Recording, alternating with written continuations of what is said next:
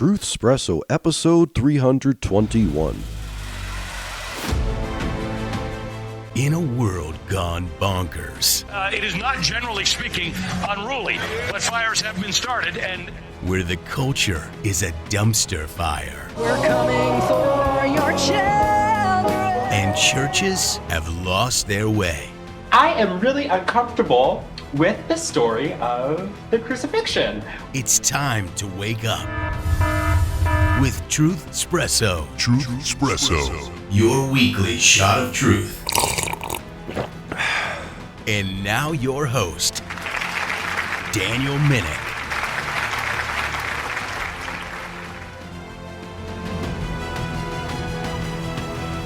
Well, hey there, friends, family, foes, and, of course, lurkers alike. This is your host, Daniel Minnick, for another exciting episode of Truth Espresso. And once again, the seasons come and go. Although this episode is talking about election season, I'm also talking about flu season. And so, I don't know if you could tell from the tone of my voice, but I am once again under the weather. But I plan to weather out this storm and record this episode because I don't want to wait too long to talk about this topic since the election just happened. It seems a little time sensitive, and I think I'm going to be okay here. So, here we go. And in around where I live, we actually got the first snow of the season. At first, it was like a little dusting, but then the weather said, oh yeah, you think that's something? Try this. And then a few days later, we got a storm that dumped maybe about 8 inches of snow, and then we got about 1 day of not snowing before another storm came and dumped another foot of snow here. So it's kind of like, welcome to winter weather now. Sorry we can't ease it into you, but if you like snow, here it is in one big dump. Get used to it, pal. So I spent a little bit of the day, as I record this Saturday, shoveling some of that second round of snow. And, well, the long-awaited 2024 election has come and gone. Well, mostly gone. There are still a few straggling races in the House and Senate that have yet to be called. As of this recording, some have called the Senate race in Pennsylvania for Republican David McCormick, but Democrat Bob Casey Jr. still hasn't conceded. And being originally a native from Pennsylvania, the state where I grew up in as a child, until I went to college, I know what the Casey dynasty is like there. Bob Casey Sr. was originally a Catholic and pro-life Democrat for a while, a few decades ago, but eventually he kind of caved on his pro-life convictions, trying to work with other Democrats to do Democrat things. And it seems like Bob Casey Jr. has kind of given up on the conservative positions his proposed faith would entail and is just an all-out leftist Democrat. And so we will see for sure what the final result says in that election. And Kari Lake, who ran for governor of Arizona against Katie Hobbs in 2022 and faced the slow, incompetent vote-counting system in Arizona, tried to sue over election fraud because it seemed like she likely would have won, but then eventually decided to run this year for an open U.S. Senate seat from Arizona. Kyrsten Sinema, a supposed moderate Democrat who switched to independent and decided not to run for re-election, left the Senate open, and Kari Lake ran against far-left Ruben Gallego. Now, once again, as it seems always the case now with Kari Lake, the race is close. And once again, just like in 2020 and 2022, Maricopa County, Arizona, is where all the controversy is happening. Once again, the votes trickle in at glacial speed as various ballot drops happen to spread or tighten the race a bit. And once again, we may never know for sure if fraud happened in this election in Arizona there. And the so-called Republican election supervisors like Stephen Richer and Bill Gates seem to act like nothing unusual or suspicious happens there. Now, this Bill Gates isn't the billionaire Bill Gates of Microsoft infamy. This is a different Bill Gates. But of course, the biggest news of this election was the race for president of the United States. Both sides feared the worst for their lives and for the nation if their favorite candidate, or the least despised candidate, maybe in many cases, didn't win the race. All the polls suggested a nail-bitingly close race, and we even had to worry if there would be a 269-269 electoral college split and have to resort to parts of the Constitution we haven't had to use in a long time. You know, kind of like exercising a rarely used muscle group. Yet that's not what happened. The more the votes came in during the evening, the more the final scenario was playing out. And I remember going to bed Tuesday evening, November 5th, wondering if the current trends would hold or if we would see the dreaded 3 a.m. ballot drops on Wednesday morning again in swing states. At one point, I happened to wake up around 12:30 a.m., I think a little after that, and I checked the news and the maps on my phone again just for kicks. And then I saw it just starting to get called for Donald J. Trump. So Donald Trump will now be the first president since Grover Cleveland to be elected to serve 2 separate terms. Cleveland was 22 and 24, and Trump would be 45 and 47. And what was astounding was that Trump gained ground in every state and almost every county across the nation. He gained ground among various demographics, and I'll provide links to my sources where I got this information in the show notes so you could look for yourself. 16% of blacks voted for Trump, which was up from 8% in 2020. So that doubled.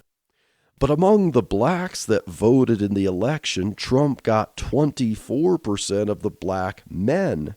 42% of Latinos voted for Trump, up from 35% in 2020. But among the Latinos that voted in the election, Trump got 47% of the Latino men. And when it comes to white voters, things get interesting. In 2020, 55% of white women voted for Trump, but that actually went down to 53% this time around. In 2020, 61% of white men voted for Trump, and that also went down a point to 60% this time. So what was that about Trump being a racist and only appealing to white privilege? Things are kind of interesting when you compare 2020 to 2024. And my liberal Democrat co-worker who inspired my Was Jesus a Socialist series and my Did Trump Really Say That series wondered when he came into the office the first time I saw him after the election, he wondered if the election results showed a mass psychosis of people who otherwise would have voted for Harris. They wanted to vote for Harris, but they struggled and they retracted at the last minute from unconscious misogyny and voted for Trump instead or something. I mean, as he articulated eloquently his theory of misogyny here, there had to have been quite a few people who voted for Trump who really wanted to vote for Harris, but there was something inside of them that said, are you really, really ready to vote for the first woman president? Maybe you should rethink that. Like their hands trying to vote for Harris and then their other hands grabbing their wrist and pulling back and directing it over, and they fill in the bubble for Trump, and then they start taking deep breaths trying to encourage themselves that maybe that was the right thing to do. Now, of course, there are plenty of women in other federal offices, And Hillary Clinton in 2016 won the popular vote, but not the electoral vote. So maybe that question is not the one to ask. But why couldn't they vote for Harris if the issue, according to statistics, is just an issue of misogyny? Especially when black men shifted toward Trump. It's not racism either, it seems. Now, I suggested to my coworker that the reason maybe, just maybe, had something to do with policies, and that the question, are you better off now than you were 4 or 5 years ago, was actually the question a lot of voters were asking themselves. Maybe that's what Occam's razor would say about the election data. And Trump saw point gains across rural, suburban, and urban voters. Trump gained 1 point on voters with a college degree and 4 points on those without a college degree. Now, before you think that that just means Trump appeals to the uneducated, those without a college degree include those in the trades like plumbing and electrician who run small businesses, and some of them may make as much money as college graduates or even more. There's small business owners in there. In fact, I would suggest that if we could subdivide the college degree demographic down to the ones who have outstanding student debt, we would probably see that the young people there who got degrees in gender studies, philosophy, art history, generic liberal arts, underwater basket weaving, and perhaps any degree starting with something American or ending in studies probably voted the most for Kamala Harris over others who got college degrees, such as in engineering. And they were hoping that she would continue Joe Biden's defiance of the Supreme Court and the Constitution to take money from those who never got a college degree or even those who paid off their debts, and to give that money to the college graduates who can't get a job that would pay off those debts on their worthless degrees. Now, that's speculation on my part, but I don't see what else would make sense there. The largest age groups to vote for Trump were Gen Xers at 52% and baby boomers at 51%. So what is that about people worrying that Trump's going to take away their Social Security even as they're in retirement age? Trump has promised not to take away anyone's Social Security, but nevertheless the propaganda persisted, and it seems that it didn't work either. Now, these two age groups, the Gen Xers and the baby boomers, didn't change as much from 2020. They went up a point or something. The most significant changes came in the younger voters.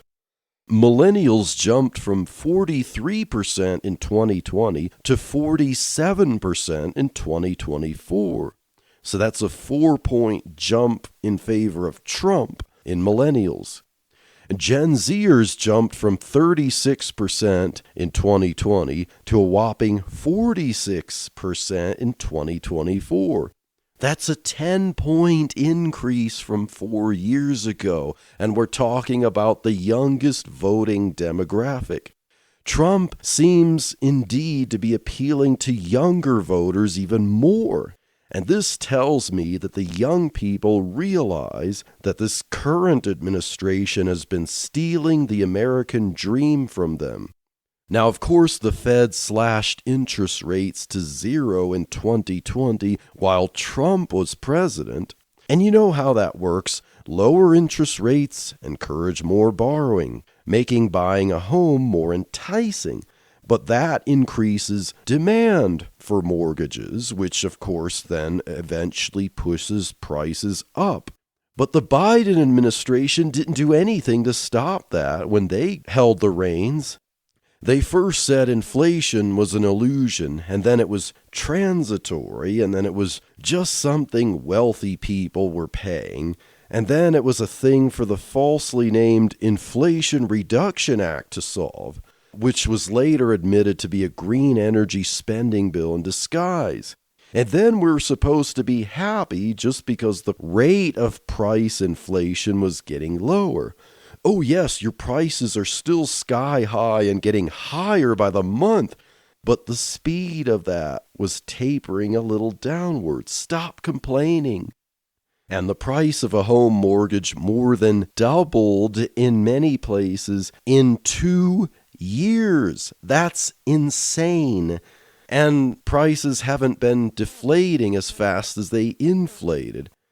The Fed funds rate climbed from 0% before March 2022, when inflation worries really happening, to 5.5% in July 2023. That's a 5.5% rate increase in a little over 1 year. And that was the Fed's attempt to fight inflation. That's quite a shock on the borrowing boom of the years from 2020 to 2022. The average annual salary last year was just under $60,000, but the average median national price for a home is close to $400,000, making the average median national salary needed to buy that house close to $105,000 per year. The American dream of getting married, buying a home, and raising a family is far out of reach for the average young person, like the average Gen Z voter or the average younger millennial. And that's a tragedy for a first world country. And we can understand why many Gen Z and millennial voters switched to voting for Trump this year. Yet even when interest rates were going up, the Biden administration spent like kids in a candy shop using their parents' credit card. Under Trump's 4 years, the total deficit spending was $5.56 trillion, and $7.4 trillion was added to the debt. And that's a lot. But over half of that, or about $4.2 trillion of that was added to the debt, was from pandemic spending in 2020, such as from the CARES Act. Now, I was totally against all that, and you can check it out on my 2020 episodes, but I understand why Trump thought it was politically necessary to fix a problem. Democrats try to criticize Trump for being a big spending administration, but they don't tell you why there was so much, and it was because of the CARES Act in 2020, and that 2020 was an anomaly compared to the other 3 years. And yet there were more Democrats in favor of the CARES Act in 2020 than there were Republicans, and some Democrats wanted to spend even more than what was passed in the final bill. So they don't have anything to accuse Trump about there. Under the Biden administration's first 3 years, not 4, $5.8 trillion in deficit spending happened. So Biden's administration had a deficit of hundreds of billions of dollars more in 3 years than in Trump's 4 years, including the massive pandemic spending. Just put that into perspective here. The Biden admin also added $5.1 trillion to the debt in those 3 years. And fiscal year 2024 is set to hit deficit spending of around $2 trillion and add over $2.3 trillion to the debt in this year alone. The Biden administration seems to refuse to accept that the pandemic is over and maybe we don't need to spend as if we're in a raging pandemic. And I'll provide links in the show notes to sources showing some of these statistics where I got them from. And given all this insanity, where those in charge keep spending more and more of the money they didn't earn through their own work, it's no wonder that there was a dramatic shift of voters away from Kamala Harris, which to them was more of the same or maybe even worse, to someone that they may remember from a few years ago where things felt a lot better. Also, more normal people from non-white demographics shifted to Trump because they were also sick of all the clown world social policies where they have to worry about their kids possibly getting indoctrinated and harassed in school and having boys claiming to be girls in school invading their sports and locker rooms and restrooms. It seems that Trump's ad that they're all about they, them, but he's about you seemed to pay off, seemed to resonate with people. Hi, this is Daniel Minnick from the Truth Espresso podcast. Truth Espresso is a member of the Christian podcast community from Striving for Eternity Ministries.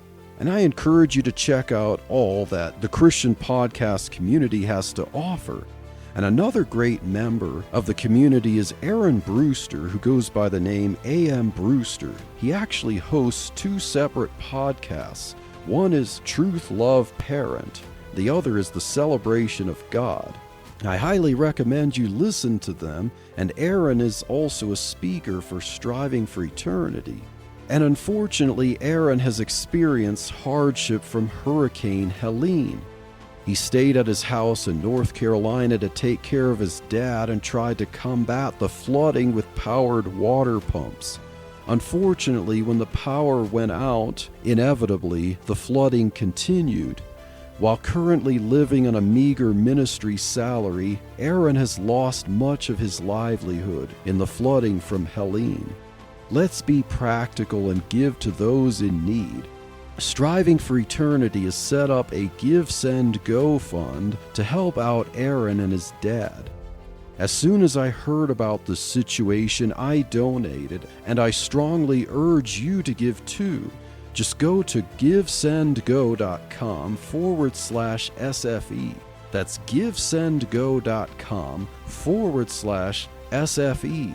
Please open your hand wide for those in need. Imagine losing your house and your car and pretty much everything you've worked for all your life. It's far easier to give to those in dire need than to be someone in dire need.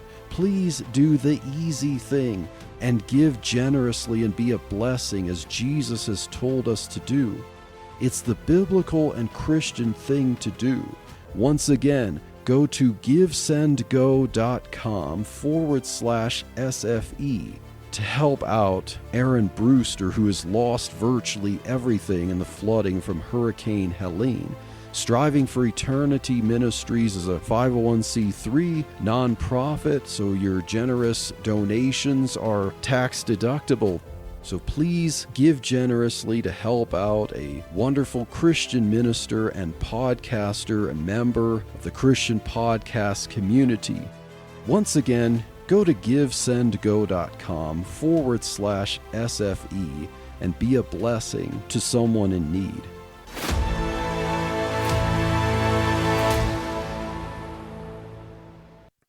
So now that we have the election results, as I anticipated, there has been quite the meltdown from the other side.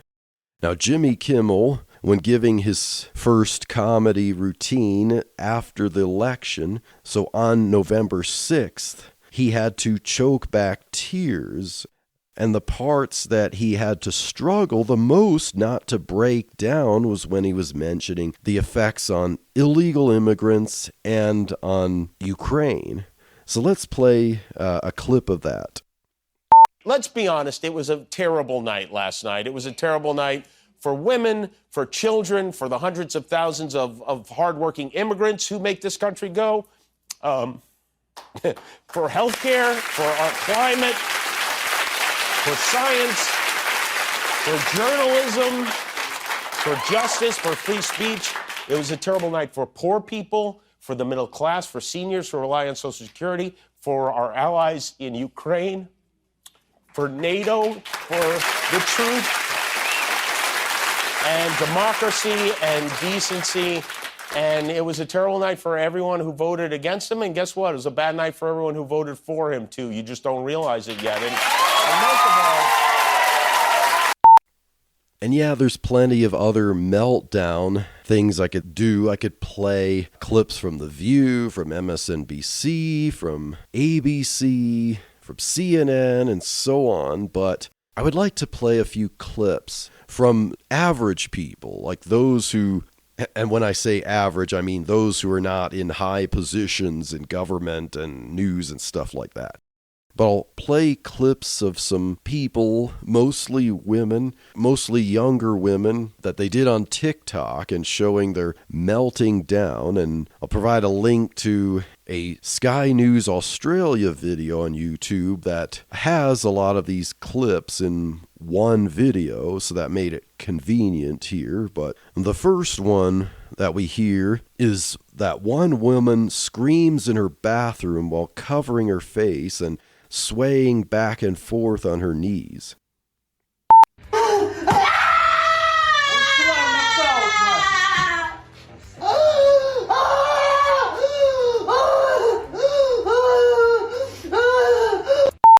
Now, the next woman that we will hear is one who's in her car, and she screams and cries and grips her steering wheel and shakes herself, and so let's hear some of that. I'm sorry. No, no, no, no. Why?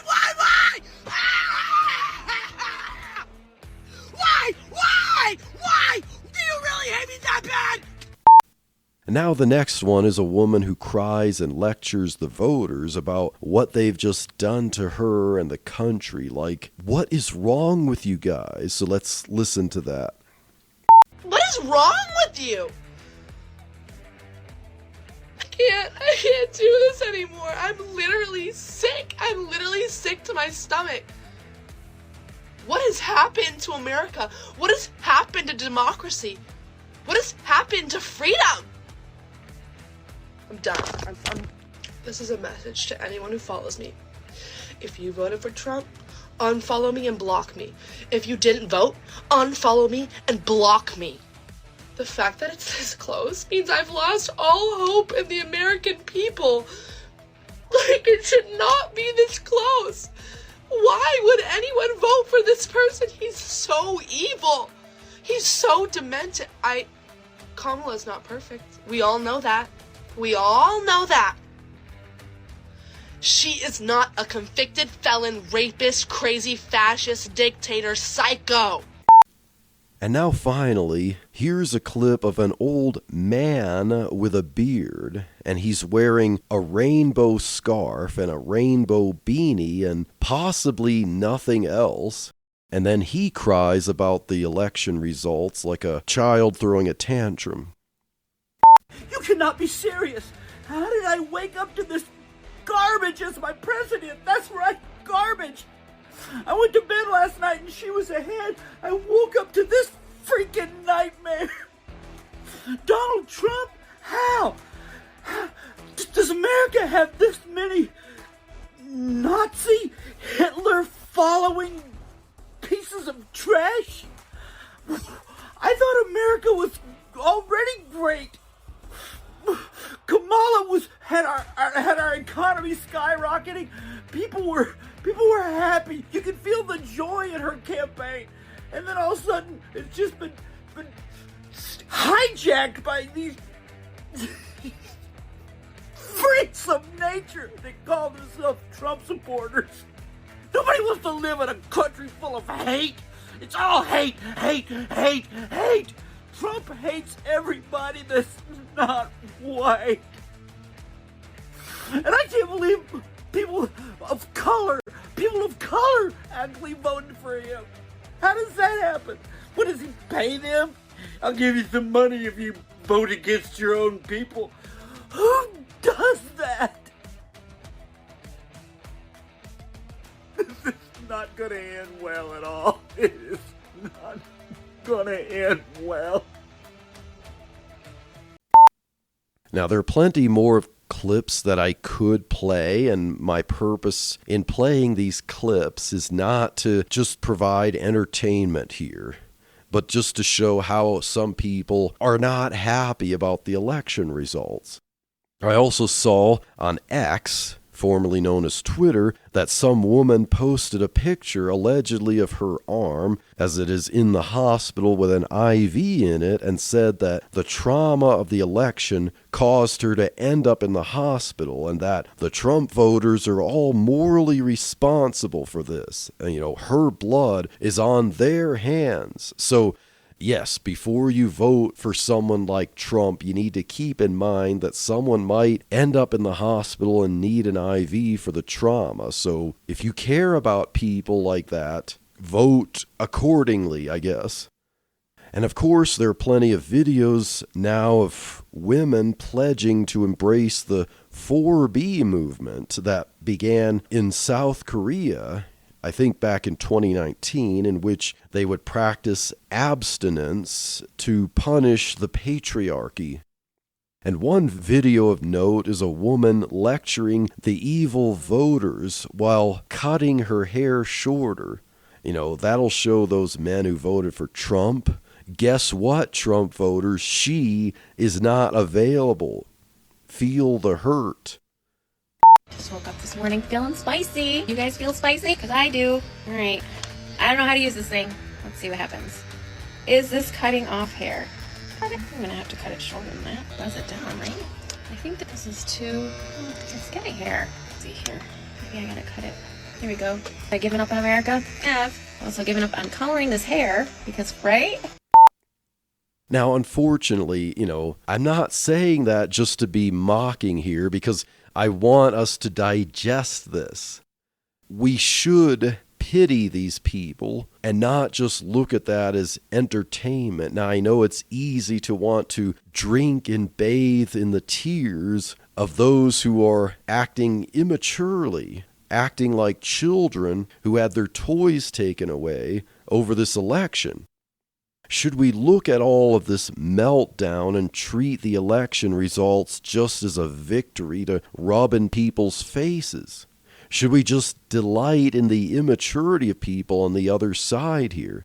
And I don't know who's listening to this episode. I presume that most people who find this podcast or listening to it, especially through the Christian podcast community feed, probably, are at least more favorable to Trump than they were to Biden or Harris. I don't presume to guess at what the listeners are like, but I presume that to be the most likely scenario for most listeners of this podcast. And just know that I've been a critic of Trump quite a bit, especially years ago. I'm in no way an only Trump person. And just to let you know, while I didn't really mention it on Truth Espresso, Trump was not my preferred candidate for the Republican nomination. But for most people who listen to this podcast, they're probably feeling a sense of relief and feeling a sense of victory. Then at least maybe the country has dodged a bullet. Maybe not everything's going to be absolutely great or awesome, but that things could have been definitely worse. And I know it's tempting to add insult to injury, but that's not our mandate as Christians. We need to see opportunity here. If you think this election at least has the potential for speaking the truth in love and furthering the gospel, then do that. Listen to people who are grieving about the election. Hear their griefs, hear their reasons. They may be off base, but they believe things. So challenge their beliefs not with insults or gloating, but with probing questions. Get them to think. Maybe some of these things you're thinking just aren't true. Have you considered this? Ask them questions. Don't just hurl statements. Be someone who asks them questions, because that shows that you're interested in what they have to say. Then ask a question that does, of course, challenge them, but it gets them to think, and they're also saying things, and you're also listening, and you're not mocking them or making fun of them. Some of these people see the world as nothing but a big power struggle. Anyone who was kind of reared on Marxist thought, that's how they think.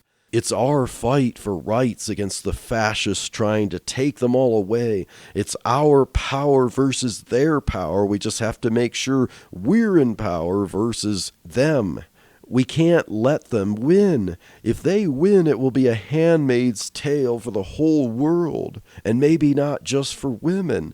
That's what they think. Men versus women, whites versus minorities, all kinds of stuff like that. And they've been fed these lines since they were tykes, many of them. They learned it in elementary school and high school and college, and they hear it constantly from the mainstream media that they trust as a source of news. They hear it from their favorite celebrities and from their favorite representatives in Congress whom they see as their freedom fighters.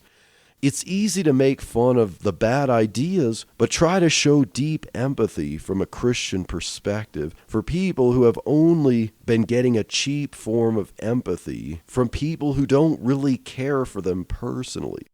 Also, even if you favored the election results, as Christians, Donald Trump isn't the model, okay? Be the first to point out to those who are grieving that you recognize his flaws. Be the first even to point them out. Gain some common ground there. Because these people have kind of been boxed into this idea that they're all impersonal numbers and the cause is what matters. It's for the greater cause. Everything is about the grand cause and not striving for personal virtue. And do not be the one who simply laughs at them to scorn and entrenches them further in their delusion. Be the one who breaks the mold in their lives and is more to them than petty politics. If they see you as a listening ear and an inquiring mind, they may be more open to critical thinking and, of course, open to the truth of the gospel. Let this election and what you think might come of it not just be healing politically, as you might think, or healing financially for the nation, or healing for people's bank accounts or wallets. Let it be an opportunity to speak the truth of the gospel. And when I talked to my coworker, when I saw him after the election, I didn't express any sign of gloating. I listened to his theory of the election results, and I looked for common ground where I saw it. I asked questions with a demeanor of concern for him because I knew he was disappointed, as he said. And anything I suggested to challenge his ideas, I did so calmly and reasoned and empathetic. Trust me, that goes a long way toward establishing trust over the kind of nasty garbage that I've seen on social media from both sides. And what does this election show? What does the meltdown show? As Hosea 4:6 says, my people are destroyed for lack of knowledge. There's a lot of people who don't have the truth, and we need to bring them the truth in love. Colossians 2:8 says, beware lest any man spoil you through philosophy and vain deceit, after the tradition of men, after the rudiments of the world, and not after Christ. Our goal is Christ, and we recognize that there's philosophies of the world, traditions of men, rudiments of the world that have people captive, and we're trying to set them free, and you don't set them free by whipping them with something they're dreading and don't understand. 1 Corinthians 2:12 says, now we have received not the spirit of the world, but the Spirit which is of God, that we might know the things that are freely given to us of God. We recognize that there's a spirit of the world, that we are battling not with physical weapons and not even with nasty words. We shouldn't do that as Christians. We should offer the truth in love.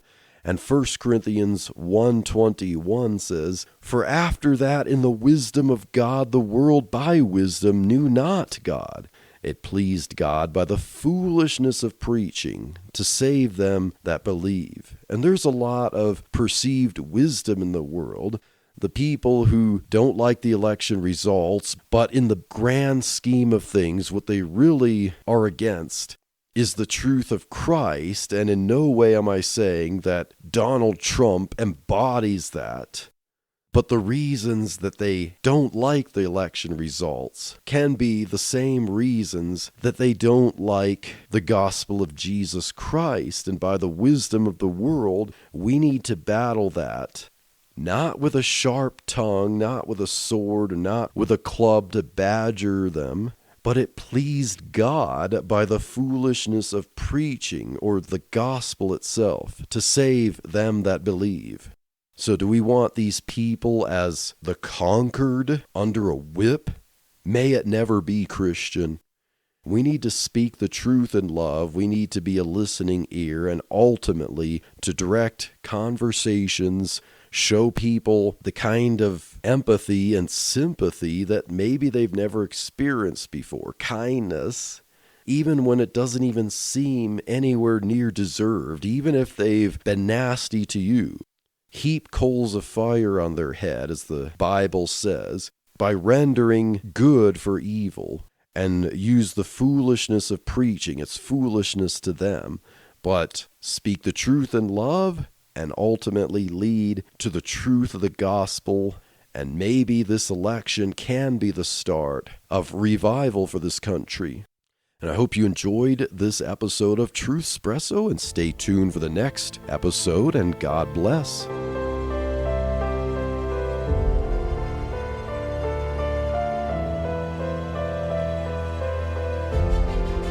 Thank you for listening to this episode of Truth Espresso. Be sure to subscribe and rate it on your favorite podcast app. Truth Espresso is a member of the Christian podcast community. Check out other great faith-building shows at ChristianPodcastCommunity.org.